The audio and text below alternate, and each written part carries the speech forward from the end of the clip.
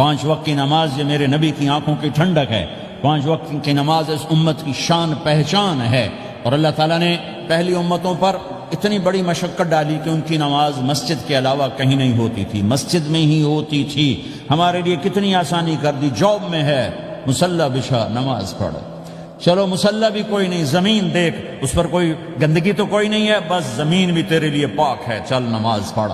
اور آسانی کر دی، پانی کوئی نہیں ہے، کوئی بات نہیں، مٹی میں ہاتھ مار، منہ پہ مل، پھر ایک ہاتھ مار، یوں کر، چل نماز پڑھ، میں تیری قبول کروں گا۔ یہ کسی امت کے ساتھ یہ نہیں ہوا، انہیں وضو ہی کرنا تھا چاہے پانی 50 میل پر موجود ہو۔ اور ہمارے لیے پانی کوئی نہیں ہے، چلو تیمم، مٹی میں ہاتھ ہمارا یوں کیا، پھر ہاتھ ہمارا ایک یوں کیا، ایک یوں کیا، چل بھائی اللہ اکبر قبول۔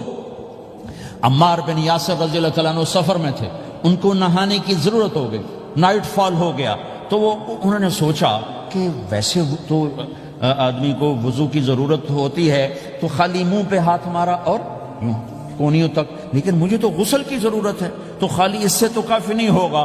تو انہوں نے کپڑے اتارے، اکیلے تھے، ریت کے اوپر کبھی یوں لیٹے، کبھی یوں لیٹے، کبھی یوں لیٹے، 3-4 دفعہ یوں یوں اور یوں رول ہوتے ہوتے پھر انہوں نے نماز پڑھی۔ آئے اللہ کے نبی کی بارگاہ میں، یا رسول اللہ مجھے رات کو نہانے کی ضرورت پڑ گئی، تو میں نے کہا وضو کے لیے تو خالی یہ 2 دفعہ کرنا کافی ہے، تو یہ تو نہانا تھا، تو میں تو ریت میں خوب رول ہوتا رہا۔ میرے نبی نے انما یکفیک ضربتان، ارے سیدھے بندے عمار، اس کے لیے بھی اتنا ہی کافی تھا کہ تو یوں کرتا اور یوں کرتا اور تو پاک ہو جاتا۔ اللہ نے اس نبی کے طفیل، اس محبوب مصطفیٰ صلی اللہ علیہ وسلم کے طفیل، اللہ نے کیا کیا سہولتیں اور آسانیاں ہمیں عطا فرمائیں۔ پھر نماز 4 کی 2 رکعت کر دی کہ بھئی تم مسافر ہو 2 پڑھو، روزے میں سفر میں روزہ معاف کر دیا، بعد میں رکھ لینا، بعد میں رکھ لینا، قضا کرنے کا حکم، بالکل چھوڑنے کا نہیں۔ اور کہا کہ بھائی مریض ہو چھوڑ دو، مسافر ہو چھوڑ دو، اور نماز 2 رکعت کر دو، سنتیں چھوڑ دو۔ ابن عمر رضی اللہ تعالیٰ عنہ بیٹھے تھے تو انہوں نے 2 رکعت پڑھ کے بیٹھ گئے، تو ان کے خادم نے کہا سنتیں نفل نہیں پڑھو گے؟ کہا اگر پڑھنا تو 4 فرض پڑھتا میں، میرے اللہ نے معافی دے دی تو میں کیوں پڑھوں؟ میرے نبی نے سفر میں سنتیں نہیں پڑھی کبھی، اپنی امت کو سہولت دینے، فجر کی سنتیں 2 پڑھتے تھے، اس کے علاوہ سنتیں نہیں پڑھی تاکہ میری امت کو سہولت ہو، آسانی ہو۔ ایک دفعہ بارش ہو رہی تھی اور کوئی جگہ نہیں تھی نماز پڑھنے کے لیے، تو آپ نے اپنی اونٹنی کو آگے کیا اور اس پر بیٹھ گئے، بیٹھے ہی تھے، پیچھے صحابہ نے اونٹنیوں پر ہی صفیں بنائیں، اور یہ نماز اونٹنی پہ بیٹھ کر ادا کی گئی۔ بارش کے اندر نماز اونٹنی کے اوپر نماز بھی ہو گئی، رکوع بھی ہو گیا، سجدہ بھی ہو گیا، سلام بھی ہو گیا۔ پہلی امتوں کے لیے نہیں تھا، سجدہ ہی کرنا پڑے گا۔ یہ اللہ کے محبوب مصطفیٰ صلی اللہ تعالی علیہ وسلم کی طفیل، میرے اللہ نے ہم پہ فضل و احسان کیا، تو میرے نبی کی زندگی میں عبادات میں نماز سب سے اعلیٰ نظر آتی ہے، سب سے نمایاں نظر آتی ہے۔ اور پھر بازار میں، گھر میں، دفتر میں، ماحول میں میرے نبی کے اخلاق، یہ زندگی کا دوسرا روشن پہلو ہے۔ میرے نبی کی ساری زندگی 2 لفظوں میں آتی ہے، عبادت اخلاق، عبادت اخلاق، یا 2 اور لفظ، حقوق اللہ حقوق العباد، حقوق اللہ حقوق العباد۔ حقوق اللہ میں نماز سب سے اعلیٰ، اور حقوق العباد میں لوگوں کی برداشت کرنا، لوگوں سے درگزر کرنا، معاف کرنا، جھوٹ سے بچنا، دھوکے سے بچنا۔ میرے نبی سے پوچھا گیا یا رسول اللہ مسلمان کنجوس ہو سکتا ہے؟ ہم نے کہا ہو سکتا ہے۔ یا رسول اللہ مسلمان کمزور ہو سکتا ہے، بزدل ہو سکتا ہے، ڈرپوک ہو سکتا ہے؟ آپ نے کہا ہو سکتا ہے۔ یا رسول اللہ مسلمان جھوٹ بول سکتا ہے؟ آپ نے کہا نہیں، جھوٹ نہیں بول سکتا، جھوٹ نہیں بول سکتا۔ ہاں، الا لعنت اللہ علی الکاذبین، جھوٹوں پہ اللہ کی لعنت۔ اس لعنت کے ساتھ 400 پاؤنڈ بچا لیے، 4000 بچا لیے، 4 ملین بچا لیے، 4 بلین بچا لیے، 4 ٹریلین بچا لیے، ساری دنیا کو بچا لیا، اور اوپر اللہ کی لعنت پڑی تو اللہ کی قسم گھاٹے کا سودا ہے۔ اور سچے ہو گئے، سچ بولا، یہ میں 100 پاؤنڈ کماتا ہوں، لے لو جو لینا ہے اس میں سے، یہ میں 1000 پاؤنڈ کماتا ہوں، لے لو جو لینا ہے، یہ میں 50,000 پاؤنڈ کماتا ہوں، لے لو جو لینا ہے۔ کہ مسلمان کی زبان سے جھوٹ نہیں نکلتا، سچ ہی بولتا ہے۔ آپ تشریف لے جا رہے ہیں، ایک آواز ہے یا رسول اللہ، آپ نے یوں دیکھا، کوئی نظر نہیں آیا، پھر آواز ہے یا رسول اللہ، تو آپ نے دیکھا کہ ہرنی ڈیئر چھوٹی وہ کھڑی ہوئی، رسی میں بندھی، تو آپ نے کہا کیا ہوا؟ کہا جی آپ کا صحابی مجھے پکڑ کے لایا ہے، میرے چھوٹے چھوٹے بچے بھوک سے رو رہے ہوں گے، آپ مجھے چھوڑ دیں، میں بچوں کو دودھ پلا کے واپس آ جاتا، مجھے پتا ہے میرے اللہ کی تقدیر میرے بارے میں کیا ہے۔ تو آپ نے کہا اگر تو واپس نہ آئی تو پھر تو اس نے کہا مجھے اللہ جہنم میں ڈال دے. آپ نے اس کی رسی کھول دی, خود وہیں بیٹھ گئے. اس نے دوڑ لگائی اور پہاڑوں میں گم ہو گئی. تھوڑی دیر کے بعد وہ دوڑتی ہوئی آئی اور آ کے سر یا رسول اللہ میں حاضر ہو گیا. تو آپ نے اس کو باندھ کے وہیں آپ بیٹھ گئے نہیں. دیر کے بعد وہ صحابی آئے جنہوں نے اس کو شکار کیا تھا, پکڑا تھا. تو کہنے لگے, ان کا یا رسول اللہ آپ یہاں کیسے؟ کہ میں ایک درخواست لے کر آیا ہوں. کیا؟ کہ یہ ہرنی مجھے ہدیہ کر دو. کہ یا رسول اللہ سب کچھ آپ کا ہے, یعنی بس یہ ہدیہ کر دو. یا رسول اللہ حاضر. تو آپ نے اس کو لے کر رسی اس کی گردن سے نکالی کہ جا بچی اپنے بچوں کے پاس جا کے خوشی منا. سچ نجات دیتا ہے اور جھوٹ ہلاک کرتا ہے. ایک ہرنی جان کی بازی کھیل گئی سچ بولنے کے لیے. تم چند پونڈوں پہ جھوٹ بولتے ہو, ایمان کو برباد کر کے رکھ دیتے ہو. مسلمان جھوٹ نہیں بولتا, مسلمان دھوکہ نہیں دیتا, مسلمان کی زبان سے سخت بول نہیں نکلتا, کسی کو بے عزت نہیں کرتا, کسی کو کی بے کامی نہیں کرتا, کسی کا دل نہیں توڑتا, کسی کو ذلیل نہیں کرتا, خود سہتا ہے, اوروں کو خوشیاں دیتا ہے, خود دکھ سہتا ہے, اوروں کو راحت دیتا ہے, خود تکلیف سہتا ہے. یہ میرے نبی کے اخلاق ہیں, یہ میرے نبی کی زندگی ہے, اور یہ اسلام کا سب سے بڑا چیپٹر ہے, اور سب سے مشکل چیپٹر ہے. جب میرے نبی نے لمبی نمازیں پڑھی تو اللہ نے روک دیا کہ میرے حبیب ما انزلنا علیک القرآن لتشقى, اتنی لمبی نماز نہ پڑھ کے تو تھک جائے.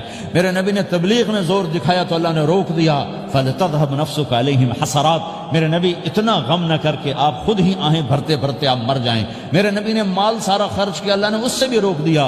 ولا تبسطها كل البسط فتقعد ملوما محسورا. اتنا خرچ نہ کریں کہ آپ خود پھر دکھی ہو کے بیٹھ جائیں. خرچ کرنا بہت بڑا عمل, تبلیغ سب سے سارے عملوں کا سردار عمل. تبلیغ سے بڑا کوئی کام ہوتا تو اللہ نبیوں کو دیتا. اگر تبلیغ سے بڑھ کر کوئی کام ہوتا تو اللہ نبیوں کو دیتا. گشت سے بڑھ کر کوئی محنت ہوتی تو اللہ نبیوں کو دیتا. 950 سال نوح علیہ السلام گشتی کر رہے ہیں. اور اللہ کی مان لو, اللہ کی مان لو. اتنا عظیم عمل کا میرے نبی درمیانہ. نماز سب سے بڑی عبادت, میرے نبی درمیانہ کام. لیکن جب میرے نبی نے اخلاق اچھے کیے, دشمن کو معاف کرنا. لیکن ایک آدمی آپ سوئے ہوئے تھے, آپ کی تلوار لٹکی تھی, ایک آدمی آیا, اس نے آپ کی تلوار اتاری اور یوں ماری پسلی میں. آپ اٹھ کے بیٹھ گئے. اب وہ قتل کے ارادے کے لیے آ چکا ہے اور تلوار یہاں ہے. کہتا من یمنعک منی, اب بول تمہیں کون بچائے گا؟ تو آپ نے مسکراتے ہوئے کہا اللہ. تو اس کے ہاتھ سے تلوار گر پڑی. تو آپ نے اٹھا لی, آپ نے یوں سیدھی کی, اب تو بچا, تجھے کون بچائے گا؟ وہ کہنے لگا مجھے تو ہی بچائے گا. وہ تو اللہ کو جانتا نہیں تھا. کہ بابا مجھے تو ہی بچائے گا. تو آپ کہتے ہیں اس کا سر اڑا دو, یہ نبی کو قتل کرنے آیا ہے. میرے نبی نے فرمایا کلمہ پڑھتے ہو؟ کہ نہیں پڑھتا. کہ جاؤ معاف کیا. یہ میرے نبی کے اخلاق ہیں. 20 سال جنہوں نے قتل کے منصوبے بنائے, مکہ والے. جب آپ مکہ میں فاتحانہ داخل ہوئے, ابو سفیان سب سے زیادہ آپ کو دکھ پہنچانے والوں میں پیش. تو آپ نے ابو سفیان کو عزت دی. جو ابو سفیان کے گھر میں داخل ہوگا اس کو کچھ نہیں کہا جائے گا. آپ تو ابو سفیان کو بلا کے سولی پہ لٹکاتے, اور آپ کہہ رہے ہیں جو ابو سفیان کے گھر میں جائے گا اسے کچھ نہیں کہا جائے گا, جو بیت اللہ میں ہوگا اسے کچھ نہیں کہا جائے گا. سارا مکہ سامنے, آپ یوں بیت اللہ کا دروازے پر یوں دونوں ہاتھ ایسے ٹکا کے کھڑے تھے. پھر آپ نے کہا میں کیا کروں گا اب تمہارے ساتھ؟ تو سہیل بن عمر نے کہا آپ کریم ہیں, کریم کے بیٹے ہیں. تو آپ نے کہا جاؤ میں نے معاف کیا. یہ اخلاق آج مٹ چکے ہیں. مردوں سے, عورتوں سے, علم والوں سے, خانقاہ والوں سے, تبلیغ والوں سے, سب زیرو ہوئے پڑے ہیں.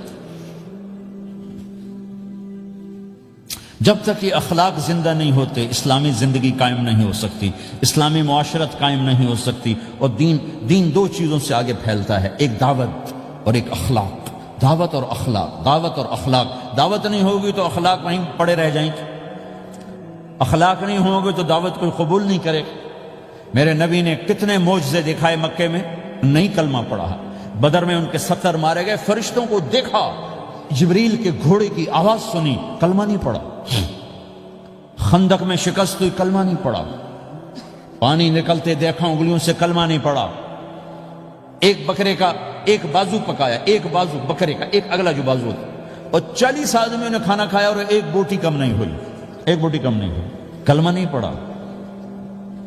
لیکن جب میرے نبی نے کہا جاؤ معاف کیا تو سارے ہی کلمہ پڑ گئے کہ واقعہ یہ اخلاق نبی کے ہو سکتے۔ حنین کی جنگ میں جب بھاگے لوگ، شکست ہوئی، تو ایک صحابی کا بھاگتے ہوئے پاؤں ہمارے نبی کا پاؤں پر آیا، اور جوتا سخت تھا، تو آپ نے کہا اوجعتنی، اور آپ کے ہاتھ میں چھڑی تھی، آپ نے اس کو یوں ماری تو اوجعتنی، ارے تو نے مجھے کتنا زیادہ درد پہنچایا، دکھ پہنچایا۔ وہ بیچارے پگھل کے رہ گئے اور پریشان ہو گئے، اور فرماتے ہیں سارا دن میں پریشان، ساری رات پریشان کہ اللہ کے نبی کو میں نے تکلیف پہنچائی، اب میرا کیا بنے گا۔ اگلا دن ہوا تو اعلان ہو رہا تھا بھائی جس کا پاؤں نبی کے پاؤں پہ آیا تھا اس کو اللہ کے نبی بلا رہے ہیں۔ تو صحابی کہنے لگے میں نے سمجھا بس اب میری تو دنیا بھی گئی اور آخرت بھی گئی، اب میرے اوپر کیس بنے گا اور مجھے ڈانٹ ڈپٹ بھی ہوگی، میرا کتنا بڑا گھاٹا نقصان ہوگا۔ یہ حاضر ہوئے ڈرتے ڈرتے، تو آپ نے فرمایا میرے بھائی کل میں نے تمہیں چھڑی ماری تھی، وہ مجھے معاف کر دینا، اور یہ 80 اونٹ تمہیں ہدیہ دیتا ہوں، 80 کیملز یعنی 80 پراڈو، 80 رینج روور کا یہ میری طرف سے تمہیں ہدیہ ہے۔ وہ حیران پریشان، یہ میرے نبی کے اخلاق ہیں، یہ میرے نبی کے اخلاق ہیں۔ کانٹے بچھانے والی نے 4 دن آنا چھوڑ دیا، بیمار ہو گئی تھی، تو ہم نے کیا بات ہے، وہ ہمارے راستے میں اب کانٹے کوئی نہیں ہیں، کہا جی وہ بیمار پڑی ہے جو کانٹے بچھاتے تھے، تو آپ اس کے گھر چلے گئے، ماں جی خیریت تو ہے، اب ٹھیک تو ہیں، کہا بیٹا مجھے کلمہ پڑھا دے، بس تیرے اخلاق نے مجھے فتح کر لیا ہے۔ میرے بھائیوں یہ چیپٹر بھول چکے ہیں، بھول چکے ہیں، بھول چکے ہیں۔ جب تک یہ چیپٹر زندہ نہیں ہوگا زندگی اسلامی نہیں بنے گی، معاشرہ اسلامی نہیں بنے گا، اور آگے قوموں کے لیے اسلام کا دروازہ نہیں کھلے گا۔ ہمیں معاف کرنا آتا ہو، ہمیں گالی دینے والے کو دعا دینا آتا ہو، غیبت کرنے والے کی تعریف آتی ہو، اور غیبت کرنے سے، غیبت سننے سے اپنے آپ کو ایسے بچاؤ جیسے زہر سے بچاؤ، جیسے آگ سے بچاتے ہو۔ ایک دوسرے کو نفرت کا بول نہ بولو ورنہ ساری زندگی تباہ و برباد ہو جائے گی۔ میرے رب کی قسم، میرے نبی نے کہا ایک زبان کا بول انسان بولتا ہے اور جہنم کی گہرائیوں میں گر جاتا ہے، اور ایک زبان کا بول انسان بولتا ہے اور جنت کے درجات پر چڑھ جاتا ہے۔ یہ زبان بہت طاقتور چیز ہے، میں ہر بیان میں اس کو دہرا رہا ہوں کہ جتنا یہ عمل ختم ہو چکا ہے اتنا کوئی عمل بھی نہیں ختم ہوا ہے۔ اور ایک صحابی ہیں ابو دجانہ۔ کون ابو دجانہ؟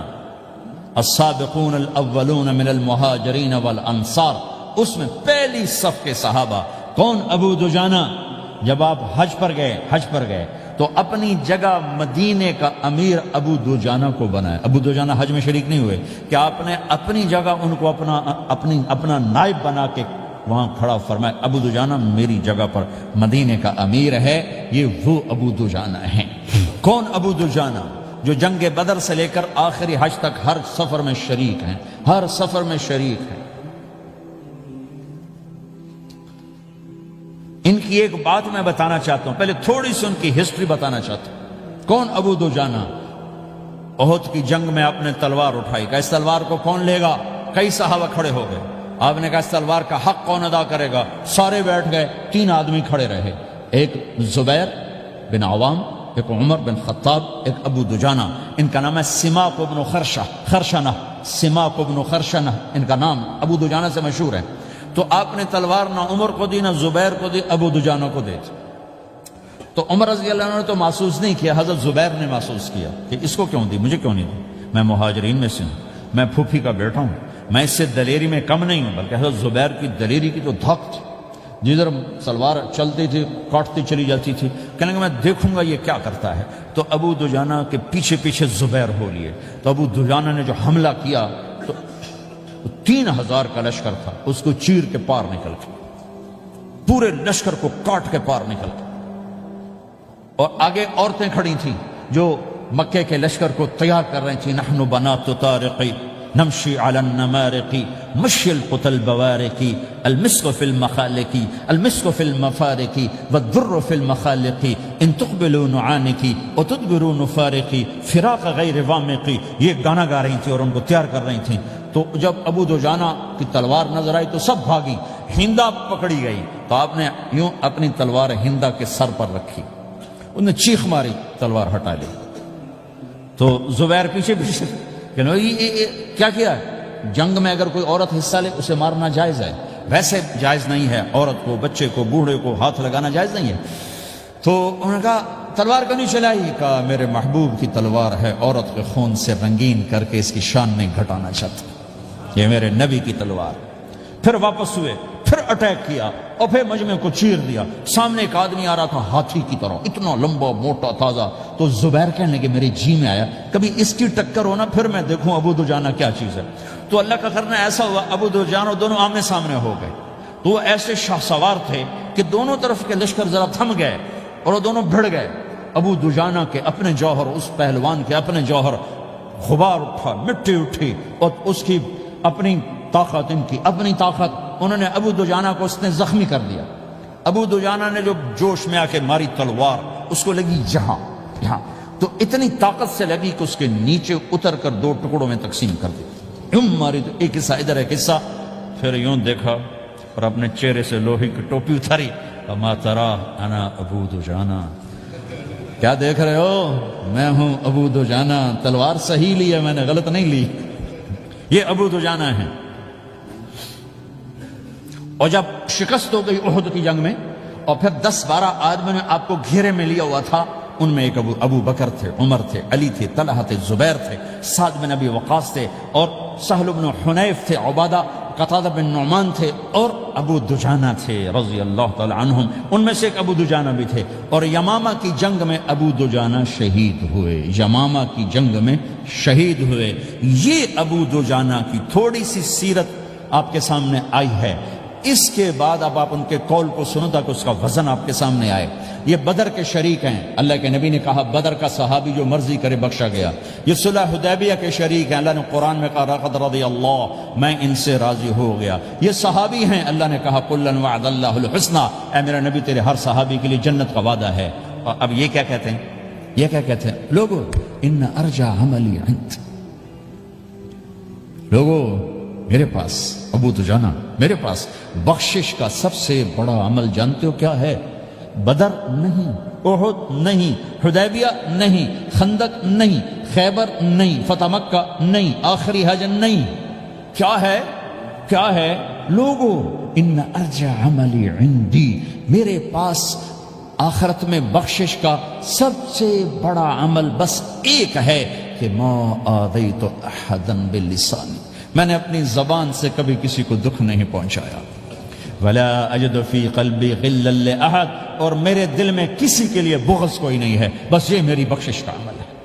تو بھائیو، نبی کے اخلاق میں دو چیزیں لے لو، ایک زبان سے کسی کو دکھ نہ دو، ایک دل میں کسی کا بغض نہ رکھو۔ اللہ کی قسم بغیر حساب کتاب کے جنت میں جاؤ گے۔ بڑے بڑے جنید بغدادی اور بڑے بڑے معرفت والے تمہیں دیکھتے رہ جائیں گے، تمہاری رفتار اتنی تیز ہوگی کہ تمہیں وہی پکڑ سکے گا جس کا یہ دو عمل تم سے زیادہ اچھا ہوگا۔ جس روڈ پہ رش ہوتا آپ وہاں سے گاڑی ہٹا لیتے ہو، ادھر نہیں جانا، ادھر رش ہے، وہ سائن وغیرہ آپ کو آ جاتے ہیں کہ ادھر بلاک ہے، ادھر نہیں جانا، ادھر جانا ہے۔ تو جہاں روڈ پہ رش ہوتا ہے تو قیمتی سے قیمتی گاڑی کی رفتار بھی آہستہ ہو جاتی ہے، اور جہاں روڈ خالی ہوتا ہے تو پرانی گاڑی بھی بھاگے جا رہی ہوتی ہے۔